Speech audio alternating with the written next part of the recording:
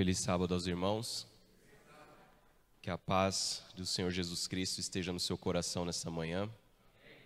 Que o Espírito Santo de Deus seja derramado na sua vida, na vida da sua família. Deus possa abençoar grandemente você. Eu estou muito feliz por estar aqui mais uma vez com os irmãos. Agradeço a Deus pela oportunidade que Ele me dá, que Ele me concede mais uma vez o privilégio de, junto com os irmãos, compartilhar a palavra de Deus. E que o Espírito Santo fale essa manhã aos nossos corações. Você não saiu de casa essa manhã para me ouvir falar. Se você fez isso, eu lamento te dizer, mas eu tenho fé e eu acredito que Deus é quem vai falar essa manhã. O Espírito Santo de Deus é quem vai falar essa manhã.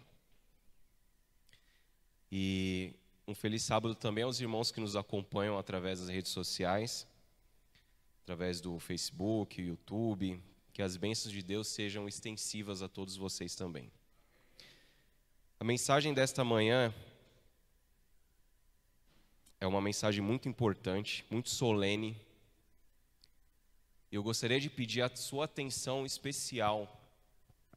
Gostaria de pedir que você volte a sua mente, o seu espírito 100% para o que será dito aqui, para o que a palavra de Deus irá nos será apresentado aqui nessa manhã. Que você possa, não sei como foi a sua semana, se foi uma semana boa, se foi uma semana ruim, se foi uma semana mais ou menos. Mas tente neste momento esquecer um pouco dos problemas, das dificuldades, dos anseios e se concentre na palavra de Deus. Se concentre naquilo que o Espírito Santo vai te falar essa manhã. Eu queria que os irmãos abrissem a Bíblia no livro de Isaías, no capítulo 53. E os irmãos que estão em casa também, por favor, acompanhem-nos. E esta manhã nós iremos meditar no sacrifício de Jesus Cristo.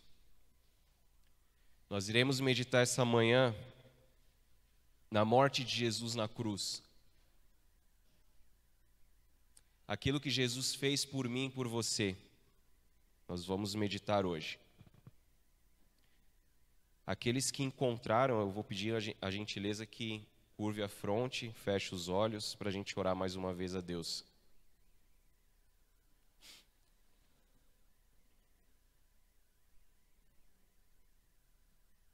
Podemos orar? Vamos orar. Querido Deus, nosso Criador, nosso Redentor, nós queremos te pedir nesse momento que o Senhor nos ajude, meu Pai, para que possamos compreender a Tua palavra.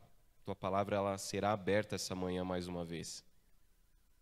Por favor, Senhor, envia o Teu Santo Espírito,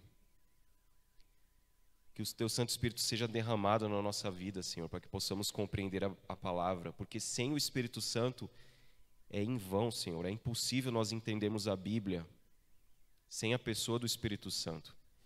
Então, por favor, Senhor, que o Senhor nos ajude, que o Senhor nos ajude a nos esvaziarmos nessa manhã e nos voltarmos para a Tua palavra, Senhor. Nos ajude, meu Deus, a colocar a Tua palavra em prática também. E nos ajude a pregar a Tua palavra, Senhor. A dar testemunho do Senhor para as pessoas, porque sabemos que o fim está muito próximo. E o Senhor tem um povo lá fora, no qual o Senhor deseja que seja congregado ao rebanho. E o Senhor conta com cada um de nós para isso. Por isso é importante, Senhor, nós nos voltarmos à Tua palavra de todo o nosso coração. Nos ajude, Senhor, em nome de Jesus. Nós te pedimos e agradecemos. Amém. O livro de Isaías, no capítulo 53, a partir do verso 1, ele está escrito o seguinte: Quem creu em nossa pregação, e a quem foi revelado o braço do Senhor, porque foi subindo como renovo perante ele, e como raiz de uma terra seca, não tinha aparência nem formosura. Olhamos, mas nenhuma beleza havia que nos agradasse. Era desprezado e o mais rejeitado entre os homens, homem de dores, e que sabe o que é padecer. e que como um de quem os homens escondem o rosto era desprezado, e dele não fizemos caso. Certamente ele tomou sobre si as nossas enfermidades e as nossas dores levou sobre si. E nós o reputávamos por aflito, ferido de Deus e oprimido. Mas ele foi traspassado pelas nossas transgressões e moído pelas nossas iniquidades. O castigo que nos traz a paz estava sobre ele, e pelas suas pisaduras fomos sarados. Todos nós andávamos desgarrados como ovelhas, como cada um se desviava pelo caminho, mas o Senhor fez cair sobre ele a iniquidade de nós todos. Ele foi oprimido e humilhado, mas não abriu a boca. Como cordeiro foi levado ao matadouro, e como ovelha muda perante os seus tosqueadores, ele não abriu a boca. Por juízo ao opressor foi arrebatado, e da sua linhagem, quem dela cogitou? Porquanto foi cortado da terra dos viventes, por causa da transgressão do meu povo foi ele ferido. Designaram-lhe a sepultura com os perversos, mas com o rico esteve na sua morte, posto que nunca fez injustiça, nem dolo algum se achou em sua boca. Todavia, ao Senhor agradou moê-lo, fazendo enfermar. Quando ele der a sua alma como oferta pelo pecado, verá a sua posteridade e prolongará os seus dias, e a vontade do Senhor prosperará nas suas mãos. Ele verá o fruto do penoso trabalho de sua alma e ficará satisfeito. O meu servo, o justo, com o seu conhecimento justificará muitos, porque as iniquidades deles levará sobre si. Por isso, eu lhe darei muitos como a sua parte, e com os poderosos repartirá ele o despojo, porquanto derramou a sua alma na morte. Foi ele contado com os transgressores, contudo, levou sobre si o pecado de muitos, e pelos transgressores intercedeu. Jesus, aqui, irmãos, nós temos uma profecia de Isaías. Isaías escreveu 700 anos antes da plenitude do tempo, aquilo que a Bíblia diz como plenitude do tempo. Tempo em que o Messias viria para nos salvar dos nossos pecados. Isaías escreveu 700 anos antes. E aqui o subtítulo está dizendo, é o sofrimento vicário do servo do Senhor.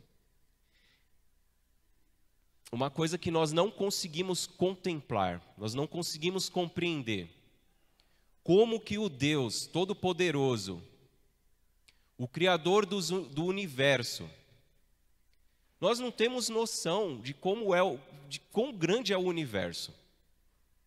Só para você ter uma ideia, a nossa galáxia, ela tem bilhões de estrelas.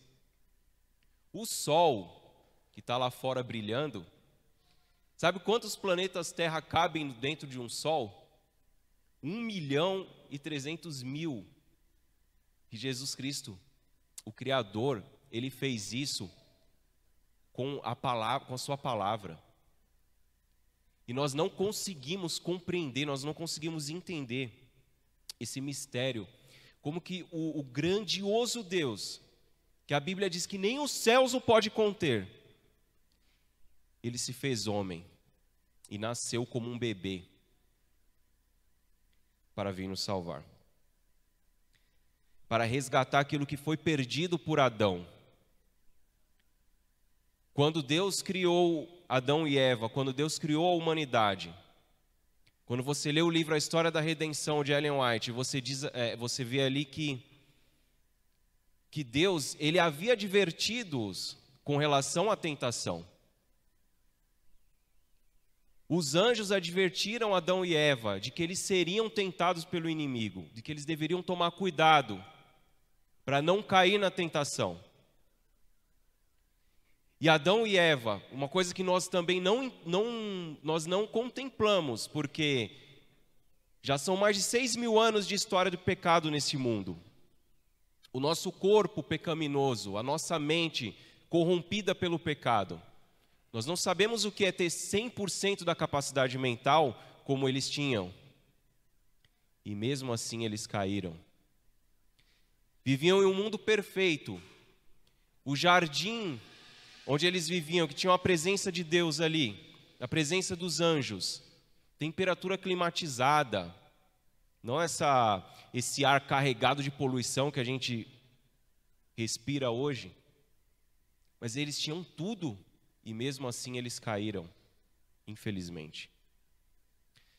E depois de tudo isso, depois de muitos anos de pecado, de degradação, Jesus Cristo, que já o tinha determinado assim fazer, nascer aqui neste mundo e padecer pelos nossos pecados para nos salvar. Jesus Cristo veio a esta terra, foi tentado, irmãos, desde o seu nascimento. O livro do Apocalipse, no capítulo 12, ele diz que o dragão se deteve em frente da mulher que estava sofrendo com dores de parto para dar à luz. E aquele bebê ali era o Messias. O diabo fez de tudo para que Jesus Cristo caísse em pecado. Ele o tentou na sua infância, na sua adolescência, na sua vida adulta. Jesus foi tentado. Jesus esteve no deserto. Durante 40 dias, ele foi tentado pelo próprio Satanás. Assim como o inimigo tentou Adão e Eva no Éden, agora ele tenta a Jesus Cristo também no deserto. E Jesus Cristo ali, pela graça de Deus, ele resistiu à tentação. Então chegou um momento, a Bíblia diz, na plenitude do tempo, ou na plenitude dos tempos, Jesus Cristo viria a essa terra para nos salvar. E chegou um momento então, que a profecia que nós acabamos de ler aqui iria se cumprir. Chegou o momento que de Jesus Cristo entregar a sua vida por você. Por você.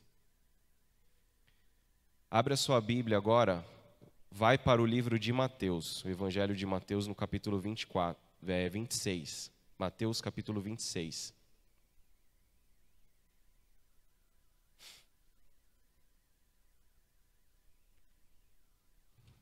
Mateus no capítulo 26, e nós vamos ler a partir do verso 36.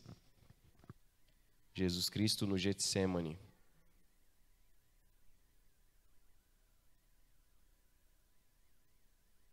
Mateus no capítulo 26, a partir do verso 36. Jesus no Getsemane. Está escrito: em seguida, foi Jesus com ele a um lugar chamado Getsemane e disse a seus discípulos: assentai-vos aqui enquanto eu vou ali orar. E levando consigo a Pedro, aos 2 filhos de Zebedeu, começou a entristecer-se e angustiar-se. Então lhes disse: a minha alma está profundamente triste até a morte. Ficai aqui e vigiai comigo. Jesus Cristo, ele vai ali para o Getsemane para poder orar com seus discípulos. Ele diz que a alma dele está profundamente triste até a morte, ele começa a se angustiar. Uma coisa que também nós não conseguimos entender, essa angústia de Jesus. Pensa você consigo. Faça uma retrospectiva da sua vida. Qual foi a maior angústia que você já passou? Reflita com você. Qual foi a maior angústia que você já passou na vida? Não chega nem perto do que Jesus passou. Quando Jesus ele estava ali caminhando, o livro A Vida de Jesus, de Ellen White, que também é o desejado de todas as nações, Ellen White diz que Jesus Cristo começou a sentir essa angústia, porque ele começou a entender que os pecados do mundo seriam recaídos sobre ele, e isso causaria separação de Deus. Jesus Cristo seria separado do Pai. O próprio livro de Isaías diz que os nossos pecados fazem o que com Deus? Eles fazem separação. Agora, irmãos, você imagina o pecado do mundo inteiro. O seu pecado, mas não é só um, é todos.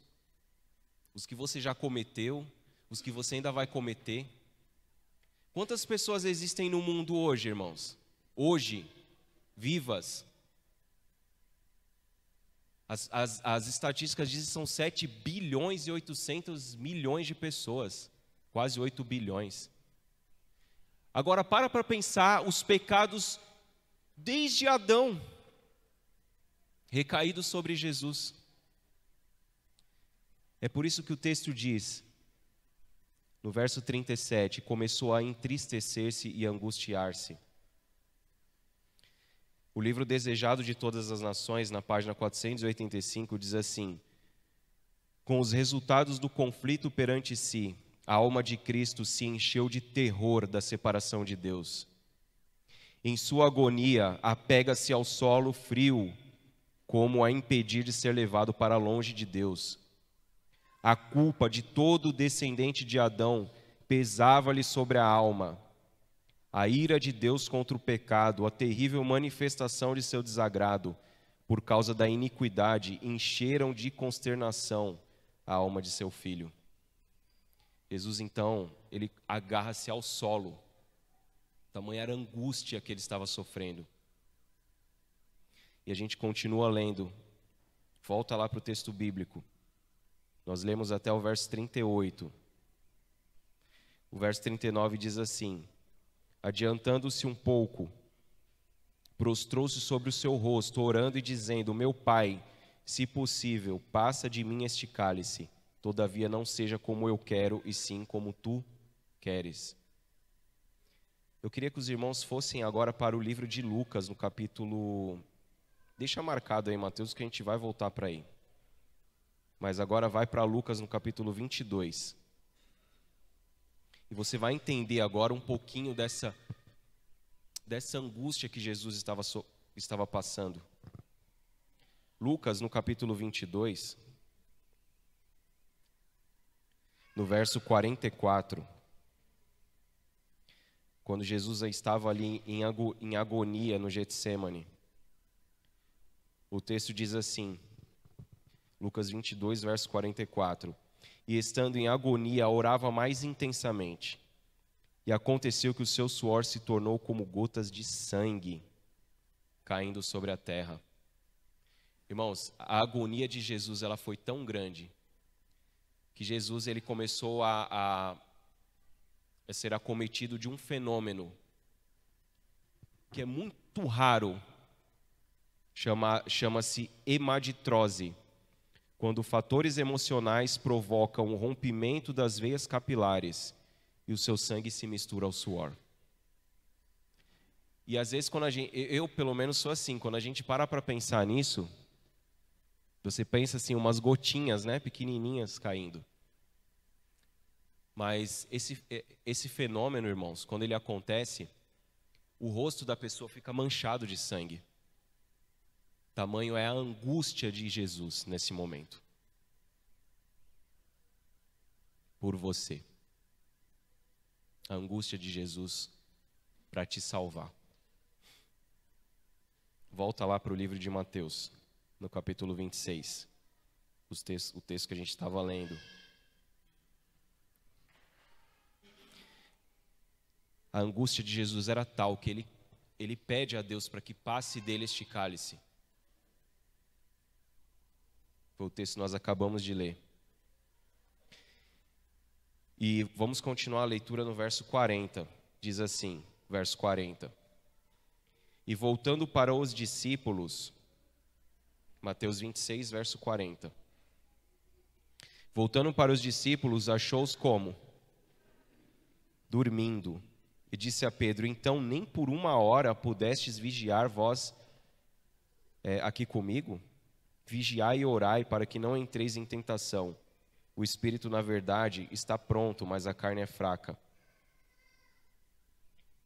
Tornando a retirar-se, orou de novo, dizendo: meu Pai, de novo ele pede, né? Meu Pai, se possível, meu Pai, se não é possível passar de mim este cálice sem que eu beba, faça-se a tua vontade. E voltando, achou-os outra vez dormindo, porque os seus olhos estavam pesados. Deixando-os novamente, foi orar pela terceira vez, repetindo as mesmas palavras. O Desejado de Todas as Nações, na página 532, diz assim: Mas agora o terrível peso de culpas que carregava, repetindo, mas agora com o terrível peso de culpas que carregava, não podia ver a face reconciliadora do Pai. O afastamento do semblante divino do Salvador nessa hora de suprema angústia penetrou-lhe o coração com uma dor que nunca poderá ser bem compreendida pelo homem. Nós nunca vamos conseguir compreender, nunca. Tão grande era essa agonia que ele mal sentia dor física. Jesus Cristo, ele estava sentindo dor física, mas a agonia dele era tão grande que ele mal a sentia. Tamanha era a agonia de Jesus. Jesus Cristo levou ali os seus discípulos, aqueles que eram mais próximos a ele. E ele pediu para que eles orassem com ele. Ele se afastou e deixou ali os discípulos orando. E quando ele voltou, os discípulos estavam dormindo. Jesus falou, mas vocês não conseguem vigiar comigo nem por uma hora. Sabe, irmãos? Normalmente, quando uma pessoa está muito doente, em fase terminal, o pastor, ele costuma ir até ali o leito de hospital, ou o leito onde a pessoa está morrendo, para falar algumas palavras de ânimo para a pessoa, a respeito da ressurreição, a respeito do sacrifício de Jesus. Jesus morreu por você. Você vai descansar. Aqueles que são cristãos, obviamente, né? Mas aqueles que não são também, acabam recebendo essas palavras. Só que no momento em que Jesus foi entregue, não havia ninguém para falar para ele que ele iria ressuscitar. Nem mesmo os apóstolos conseguiram vigiar com Jesus em oração. Eles não conseguiram. Jesus passou por aquilo, teve que passar por aquilo sozinho, sem ninguém para lhe falar uma palavra de ânimo, de que ele iria ressuscitar. E a angústia de Jesus Cristo foi tal que ele imaginou. O peso dos pecados era tão grande que ele imaginou que ele não iria ressuscitar, que ele iria se afastar de Deus para sempre. O livro Desejado de Todas as Nações, ainda na página 532, olha que texto forte esse. O Salvador não podia enxergar para além dos portais do sepulcro. A esperança não lhe apresentava sua saída da sepultura como vencedor, nem lhe falava da aceitação do sacrifício por parte do Pai. Temia que o pecado fosse tão ofensivo a Deus, que sua separação houvesse de ser eterna. Cristo sentiu a angústia que há de experimentar o pecador, quando não mais a misericórdia interceder pela raça culpada. Eu vou repetir isso daqui, preste bastante atenção. E eu também, isso também é para mim. Cristo sentiu a angústia que há de experimentar o pecador, quando não mais a misericórdia interceder pela raça culpada.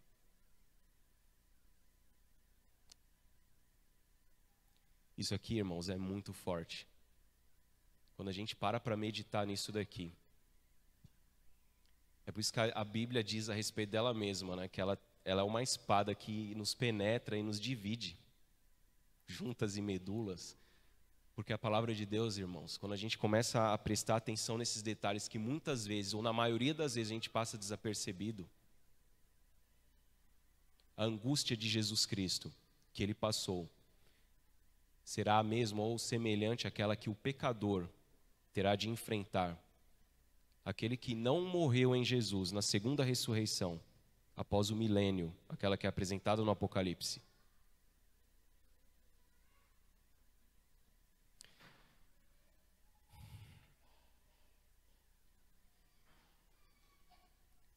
Continuando.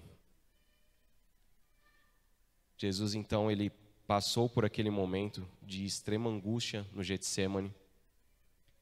E ele vai agora, ele é preso. O traidor, Judas, o aponta. Ele então é levado pelos soldados ali. E ele é apresentado perante o Sinédrio. E nós vamos ler agora dos versos, ainda em Mateus, no capítulo 26, dos versos 57 até o 68. Antes de nós lermos, irmãos, esse livro aqui, ó, Eu não sei se alguns dos irmãos possuem ele, mas é um livro que eu indico para você, é muito bom. Um livro escrito pelo Dr. Rodrigo Silva, a Enciclopédia Histórica da Vida de Jesus. Ele apresenta assim, detalhes muito interessantes do contexto histórico ali dos tempos de Jesus Cristo. É um livro maravilhoso, maravilhoso. O Sinédrio, Jesus, depois de preso, ele é levado ao Sinédrio. O que era o Sinédrio no tempo de Jesus? O Sinédrio, palavra que literalmente significa assembleia sentada, era uma espécie de suprema corte da lei judaica, que tinha por função administrar a justiça, interpretando e aplicando a Torá, ou a lei de Moisés, tanto em seu aspecto oral quanto escrito. Ele exercia simultaneamente a representação legal do povo judeu perante a autoridade romana. Ou seja, o Sinédrio é mais ou menos o que é o STF hoje no Brasil, sabe? O Supremo Tribunal. Era o Sinédrio naquela época.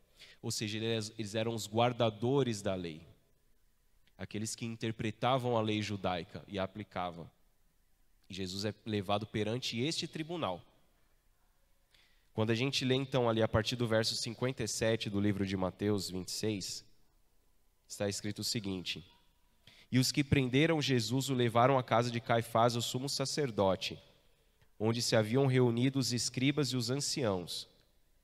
Mas Pedro o seguia de longe até o pátio do sumo sacerdote, e tendo entrado, assentou-se entre os serventuários para ver o fim.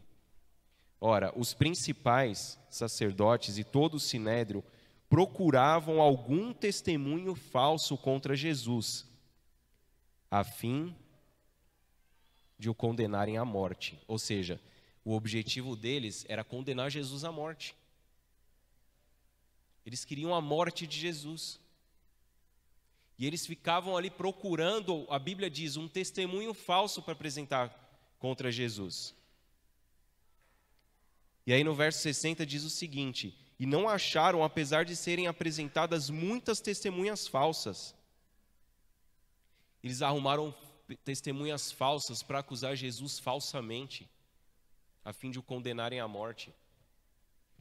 Aqui na enciclopédia, tem uma parte aqui interessante que está dizendo o seguinte, ó, a respeito do julgamento de Jesus. O julgamento de Jesus ele foi forjado. Ele foi um processo ilegal. Olha o que está escrito: Jesus foi preso e levado até as autoridades judaicas que o aguardavam na casa de Caifás, que era o sumo sacerdote. Só o fato de estarem reunidos noite adentro, porque o julgamento de Jesus ele aconteceu de madrugada. Você já viu algum julgamento acontecer de madrugada? Eu nunca vi. Nunca vi. Então, só por isso, irmãos, só por esse fato, esse julgamento já era para ter sido anulado já. Só o fato de estarem reunidos noite adentro já indica a ilegalidade do processo. Primeiro, porque os romanos não autorizavam reuniões judaicas em período noturno, devido ao seu tom subversivo. Além disso, a mesma passagem de um tratado que eles tinham lá, como se fosse as leis, né, dos judeus, chamado de Mishnah, prescrevia que em caso de crimes sujeitos à pena de morte, o julgamento deverá ser sempre feito durante o dia. E a mesma passagem prescreve que nenhum julgamento poderia ser feito na véspera de um sábado ou de uma festa religiosa. Ou seja, irmãos, existem várias irregularidades no julgamento de Jesus. Primeiro porque o julgamento aconteceu numa véspera de sábado, numa sexta-feira. Não poderia. E além de ser véspera de sábado, era véspera também de uma festa religiosa. Qual era a festa?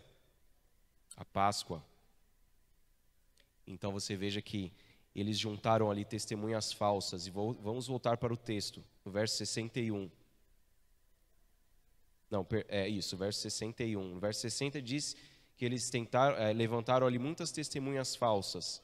Mas afinal compareceram duas afirmando: Este disse, posso destruir o santuário de Deus e reedificá-lo em 3 dias. E levantando-se o sumo sacerdote perguntou a Jesus: Nada respondes ao que este depõe contra ti? Quando a gente vai, não precisa ir, mas se você for para o Evangelho de João, no capítulo 18, verso 20, Jesus ele disse: eu estive o tempo todo com vocês,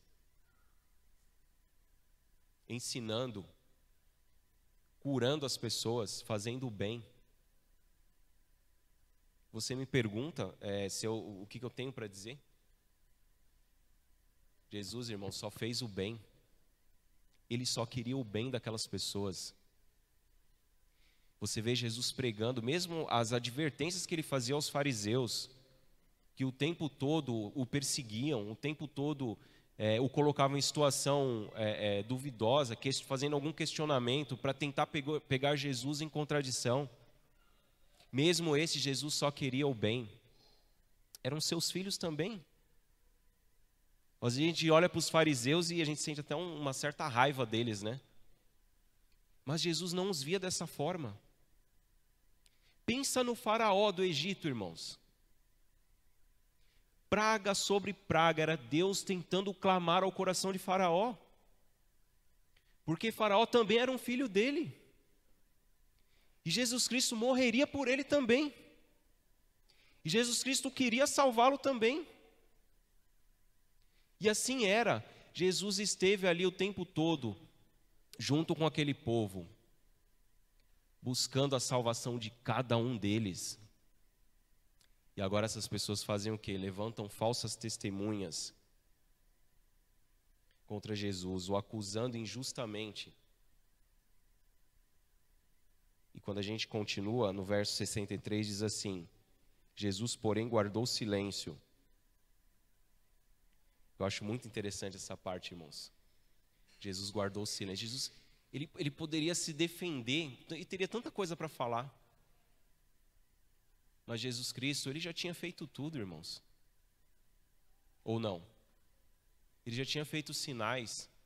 Tem uma outra passagem que diz assim, que Jesus ele diz ali para os líderes, né? O que vocês querem mais? Os coxos estão andando, os cegos estão vendo, os mortos estão sendo ressuscitados.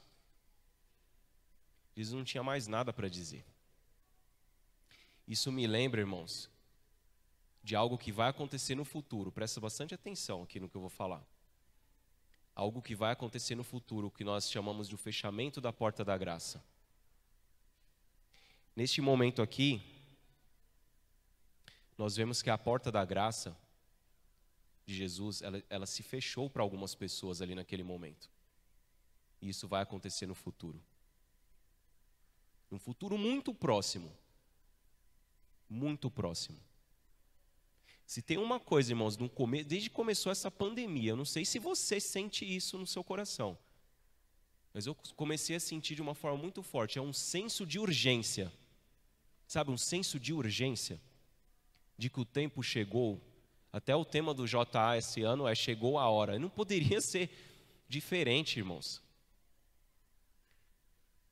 O fim, quando você começa a olhar as coisas que estão acontecendo no mundo, as profecias se cumprindo, você vai entender o que eu estou falando. Agora no mês de novembro vai vir uma tal de Conferência do Clima, onde o Papa Francisco vai estar presente junto com o presidente dos Estados Unidos e várias outras autoridades. O mundo, irmãos, eles estão clamando por um governo único, porque eles olham para as mudanças climáticas e a pandemia é um ensaio para isso. Eles querem salvar o mundo de algum jeito. E se você pesquisar lá no Google depois, Domingo do Clima, você vai ver que existe uma notícia no site do Vaticano, de abril do ano passado, a respeito disso. E eles fizeram um evento agora no último dia 5 de setembro, em algumas igrejas, se eu não me engano, na Escócia e na Inglaterra, falando a respeito desse tal Domingo do Clima. E muitas pessoas dizem que os adventistas são falaciosos com relação a isso, né? Mas as coisas estão acontecendo. E nós precisamos abrir os olhos. Jesus, porém, guardou silêncio. Verso 63. E o sumo sacerdote lhe disse: Eu te conjuro pelo Deus vivo, que nos digas se tu és o Cristo, filho de Deus. Respondeu Jesus: tu o disseste. Entretanto, eu vos declaro que desde agora vereis o Filho do Homem assentado à direita do Todo-Poderoso e vindo sobre as nuvens do céu. Então o sumo sacerdote rasgou as suas vestes, dizendo: blasfemou. Que necessidade mais temos de testemunhas? Eis que ouvistes agora a blasfêmia. Que vos parece? Responderam eles: é réu de morte. E aqui vem uma parte que é difícil para a gente ler, né? Então uns cuspiram-lhe no rosto e davam murros, e outros o esbofeteavam, dizendo: profetiza-nos, ó Cristo, quem é que te bateu? Irmãos, você consegue parar para contemplar essa cena? O Criador do universo, dos céus e da terra, sendo cuspido, sendo esmurrado por você? Por você?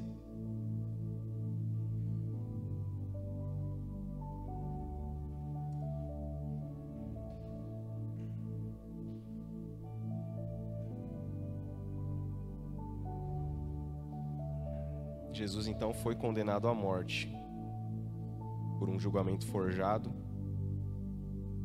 Jesus ele foi humilhado, foi cuspido, foi esmurrado, foi açoitado, colocaram uma coroa de espinhos na sua cabeça. Já não se bastasse toda a angústia que Jesus passou no Getsêmani,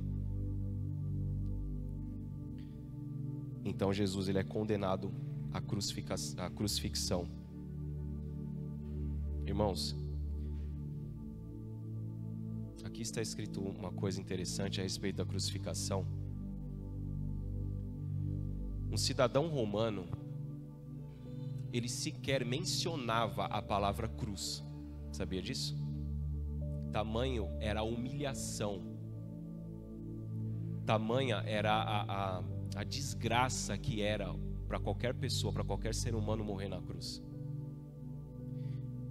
Está escrito aqui o seguinte: em 63 a.C., Rabírio, um senador romano, foi acusado de alta traição e condenado à morte de cruz. Ele era um cidadão romano. Cícero então saiu em sua defesa argumentando que a simples menção da palavra era algo inadmissível aos ouvidos de um respeitado cidadão romano.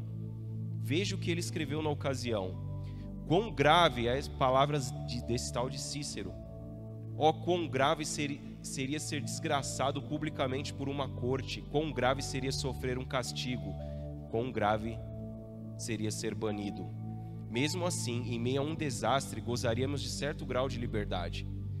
Mesmo se formos condenados à morte, podemos morrer como homens livres.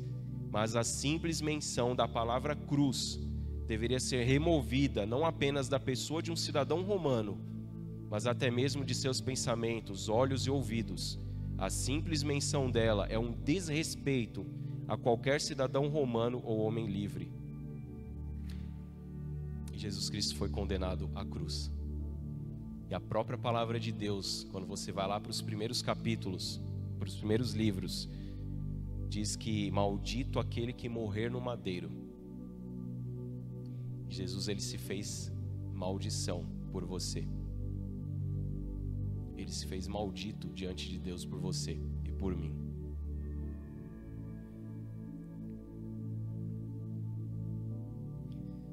Vai agora, avança um pouquinho em Mateus, no capítulo 27. Nós vamos ler os versos 45 a 48.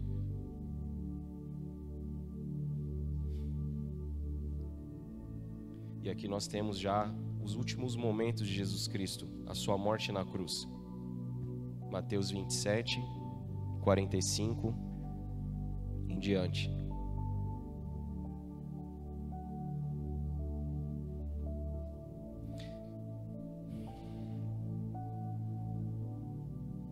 O verso 45 diz assim: desde a hora sexta até a hora nona, houve trevas sobre a terra. Por volta da hora nona, clamou Jesus em alta voz, dizendo: Eli, Eli, lama sabachthani, que quer dizer, Deus meu, por que me desamparaste? E alguns dos que ali estavam ouvindo isso diziam, ele chama por Elias. E logo um deles correu a buscar uma esponja e, tendo-a embebido de vinagre, colocando na ponta de um caniço, deu-lhe a beber. Você vê que um soldado aqui pegou uma esponja, molhou ali no vinagre, colocou na ponta de um caniço e deu para Jesus beber. Eu não sei se os irmãos já viram um vídeo do pastor Rodrigo Silva, mesmo que escreveu esse livro, a respeito do banheiro público romano. Já viu? Depois veja esse vídeo. O que era um banheiro público romano? Um banheiro público romano, eles tinham os assentos ali sanitários.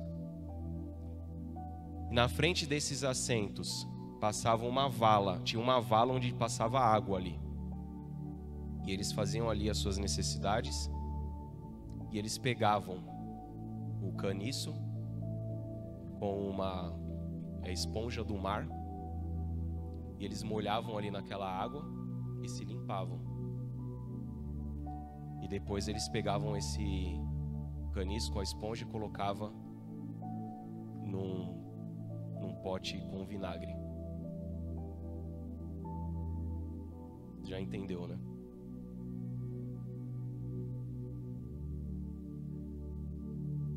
Exato. E aí quando a gente para pensar nisso, irmãos, no amor de Deus por você e por mim, que deram água de privada para Jesus beber, a gente pensa, quem sou eu para Jesus Cristo me amar tanto assim, para suportar essas coisas por mim?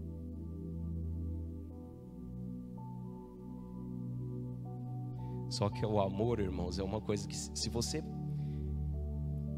pode ler 500 milhões de vezes isso daqui, você não vai entender. Você não vai entender como que o Deus Todo-Poderoso, o Criador do universo, aquele que criou a terra, os céus, o mar e as fontes das águas,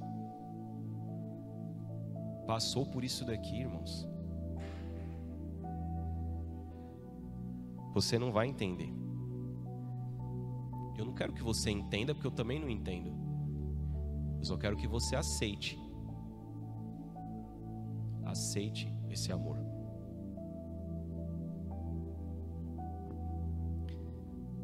O sepultamento de Jesus, irmãos.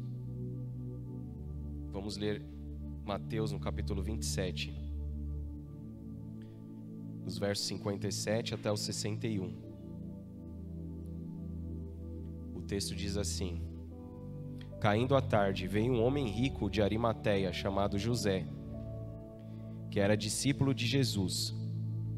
Este foi ter com Pilatos e lhe pediu o corpo de Jesus.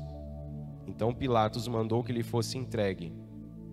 E José, tomando o corpo, envolveu-o num pano limpo de linho e o depositou no seu túmulo novo, que fizera abrir na rocha. E rolando uma grande pedra para a entrada do sepulcro, se retirou. Irmãos, Jesus Cristo, ele foi humilhado por você. Por amor a você, ele foi humilhado até no momento do seu sepultamento. Porque Jesus Cristo, o nosso mestre, o seu mestre, ele não tinha onde cair morto. Já parou para pensar nisso? Jesus não tinha onde cair morto. Ele foi sepultado num túmulo doado por este homem, José de Arimateia, que era um homem rico, membro do Sinédrio. Lembra do Sinédrio que a gente falou aqui? Que não tinha concordado com o procedimento daqueles homens. E ele era discípulo, ele havia aceitado a Jesus Cristo. Agora uma coisa interessante, irmãos. Antes de eu entrar na igreja, eu era muito fã do piloto Ayrton Senna. Sabe o piloto Ayrton Senna? Quando Ayrton Senna morreu, eu tinha acho que 6 ou 7 anos, mais ou menos. E eu tenho vagas lembranças do dia que Ayrton Senna morreu. Mas depois eu cresci, aí eu comecei a pesquisar a história de Ayrton Senna. E como eu gostava muito de automobilismo, essas coisas, então eu admirava Ayrton Senna. E o funeral de Ayrton Senna, se você pesquisar, você vai ver que foi uma coisa assim gigantesca. Parou o Brasil. Foram mais de 205, assim, estimativas oficiais, mas dizem que 1 milhão de pessoas estavam nas ruas ali para poder homenagear o Ayrton Senna, porque ele era uma pessoa muito querida e tal. Quando a princesa Diana morreu, em 1996, o funeral dela na Inglaterra levou mais de uma semana. E também uma consternação muito grande no mundo inteiro. Quando o Papa João Paulo II morreu no ano de 2005, em Roma, a cidade de Roma recebeu mais de 4 milhões de pessoas para ver aquele homem morto. Eu me lembro até hoje, a fila para entrar na Capela Sistina, onde o corpo do Papa estava, as pessoas passavam 18 horas na fila para ver o corpo do Papa. 4 milhões de pessoas. Agora volta aí para o verso 61, para a Bíblia. Nós lemos o verso 60, né, dizendo: depositou no seu túmulo novo que fizera abrir na rocha, e rolando uma grande pedra para a entrada do sepulcro se retirou. Verso 61. Achava-se ali sentadas em frente da sepultura Maria Madalena e outra Maria. Quem é que foi no sepultamento de Jesus, irmãos?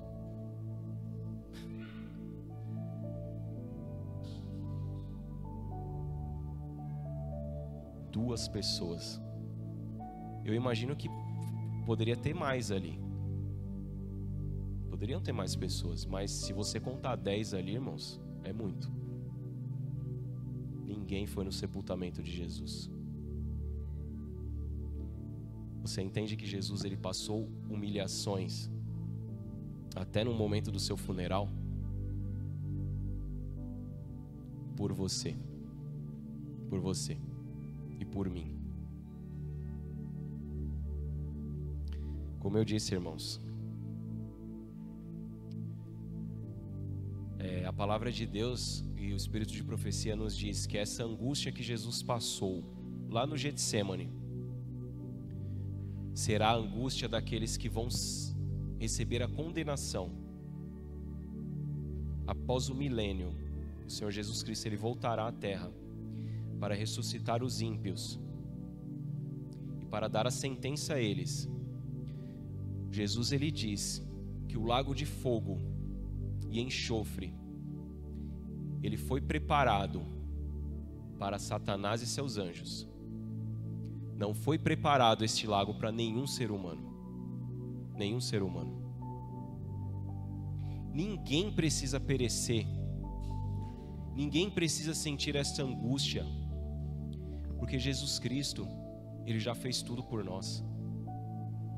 Olha, irmãos, reflita depois tudo que Jesus passou por você. Entregue-se a Jesus Cristo. Eu também preciso falar isso para mim também. Todos nós aqui como igreja precisamos dar essa resposta para Jesus Cristo, de se entregar a Ele de todo o coração, de toda a sua alma, de todo o seu entendimento. Não queira mais saber das coisas deste mundo. Se você precisa fazer algumas reformas na sua vida, faça, por amor a Jesus, em resposta ao que Jesus fez por você. Faça uma limpeza na sua vida. Nós precisamos fazer isso constantemente. E ainda mais, irmãos, porque nós estamos no tempo do fim. O livro do Apocalipse diz que Deus ele tem um cálice preparado sem mistura do quê? Sem mistura de misericórdia, que Ele vai derramar nesta terra, que são as 7 pragas. E só que Deus vai fazer isso com pesar no coração. Não pense que Deus vai fazer isso de uma forma tranquila. A Bíblia diz que essa será a obra estranha de Deus. A obra estranha de Deus. Porque Jesus Cristo, Ele morreu para nos salvar. Agora, irmãos, eu imagino que quando Jesus Cristo Ele fizer descer fogo do céu, e algumas pessoas até têm medo de pregar isso, mas vão ficar pregando sobre, né, sobre o que Jesus Cristo vai fazer, que vai destruir os ímpios, vai destruir Satanás e seus anjos. Mas está na Bíblia, irmãos. Claro que nós temos que fazer isso, como diz a irmã White, né? Dar a trombeta ao sonido certo.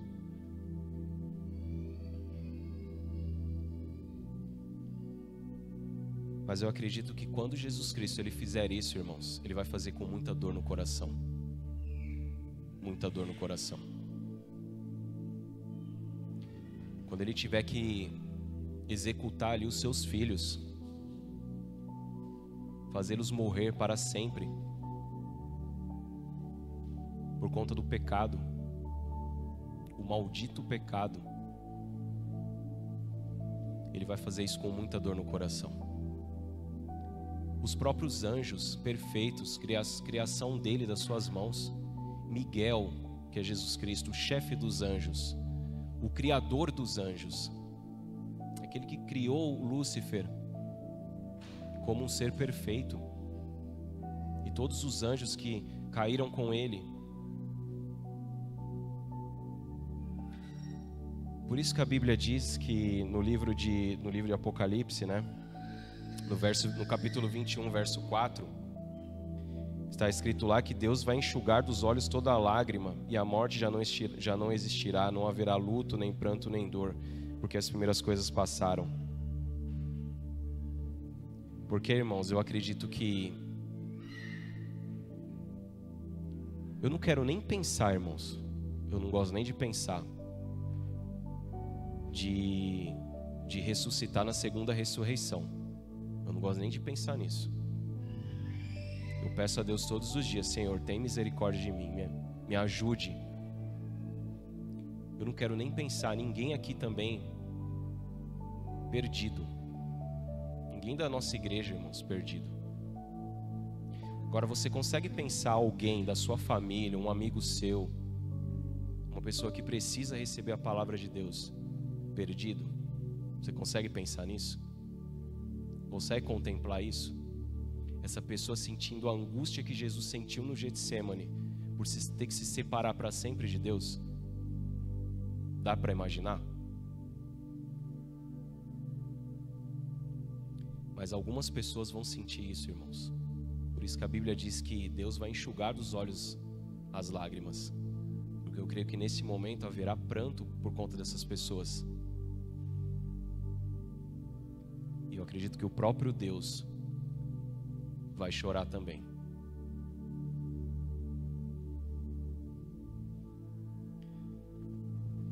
Que Deus nos abençoe, irmãos. Que Deus nos ajude. Que nós possamos nos entregar a esse Deus todos os dias, pecadores como nós somos. A morte de Jesus, infelizmente, ela não extinguiu o pecado. O pecado, ele continua. Infelizmente, nós continuamos pecadores. Mas louvado seja Deus que o sangue de Jesus Cristo vertido na cruz, ele nos purifica, ele nos limpa de todos os nossos pecados. Que você todos os dias da sua vida possa tomar um banho do sangue de Jesus. Que o Espírito Santo seja derramado na sua vida todos os dias e também na minha. Que nós possamos nesses últimos dias, nesses últimos instantes desse planeta em que estamos vivendo hoje, esse planeta não vai muito longe, que possamos nos afastar de tudo aquilo que nos afasta de Deus e nos voltarmos para Jesus. E por mais que a gente tente entender, a nossa mente é muito limitada, mas a gente tenta entender o sacrifício de Jesus e a gente não consegue. Tanto amor, que amor é esse que Jesus demonstrou por cada um de nós? Mas a Bíblia não diz que a gente tem que entender, que a gente tem, sim, que nós precisamos é aceitar. Que você aceite este amor.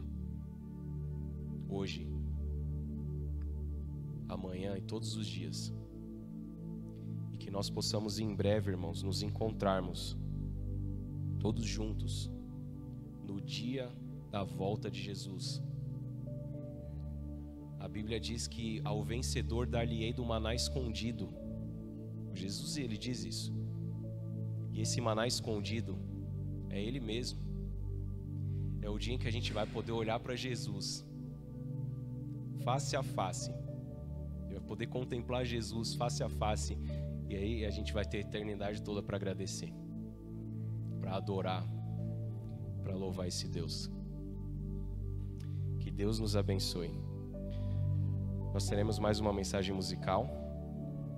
Que mais uma vez nós possamos firmar essas palavras no nosso coração. E depois eu queria convidar os irmãos para nós cantarmos de novo o hino 61 e finalizarmos a nossa mensagem.